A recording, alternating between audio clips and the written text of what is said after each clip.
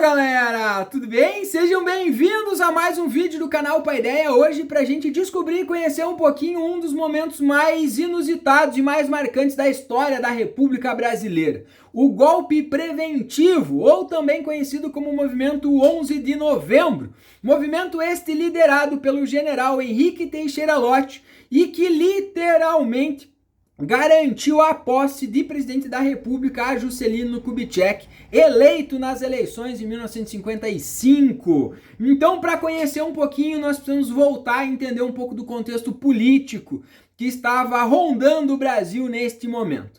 Então, os anos de 54, de 55 foram anos bastante conturbados, marcados pela estabilidade política, por crise econômica, um disparo da inflação, um aumento do custo de vida da população, que trouxe grandes problemas políticos e principalmente uma forte oposição ao governo do Getúlio Vargas, que era então nosso presidente. Essa oposição chegou no auge no dia 24 de agosto de 1954, que acabou levando então o nosso presidente da República a cometer suicídio dentro do Palácio do Catete, encerrando então a história do Getúlio Vargas enquanto presidente da República e começando ali uma transição bastante conturbada.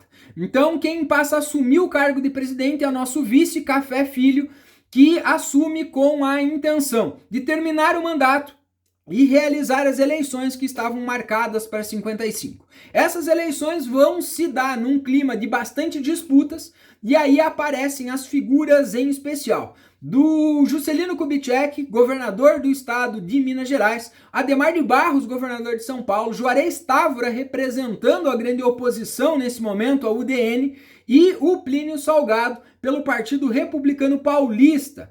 E também destaque para esse momento a figura do vice-presidente que vai ser eleito, né, o João Goulart. Lembrando que a nossa legislação eleitoral neste momento, né, fazia com que a gente votasse separadamente nas chapas.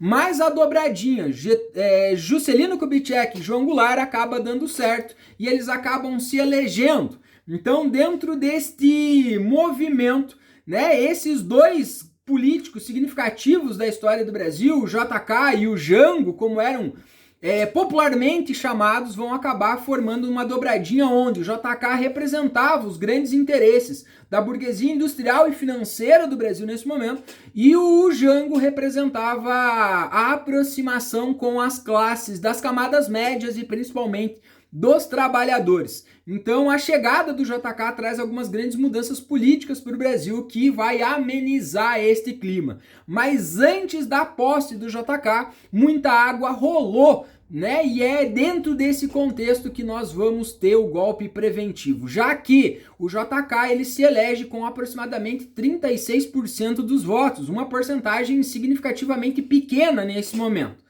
Como o Café Filho, que era nosso presidente, acabou tendo problemas de saúde e acabou deixando a presidência, como nós não tínhamos um vice, porque ele era o vice, quem assume a cadeira de presidente, então é Carlos Luz, o presidente da Assembleia Legislativa. Mas este era um grande udenista e um dos grandes representantes. E nas eleições do JK em 55, mais uma vez, a UDN sai derrotada e não consegue chegar no cargo máximo político neste momento.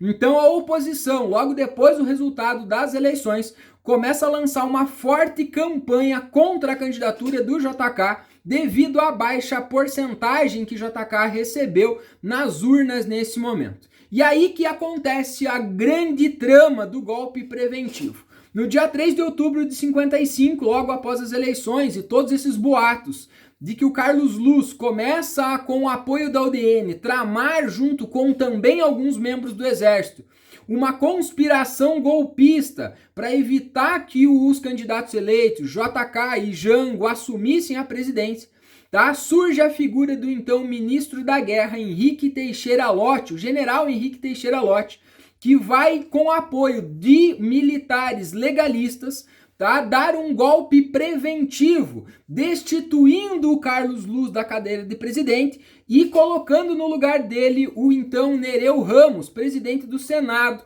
para que ele assumisse temporariamente, tá?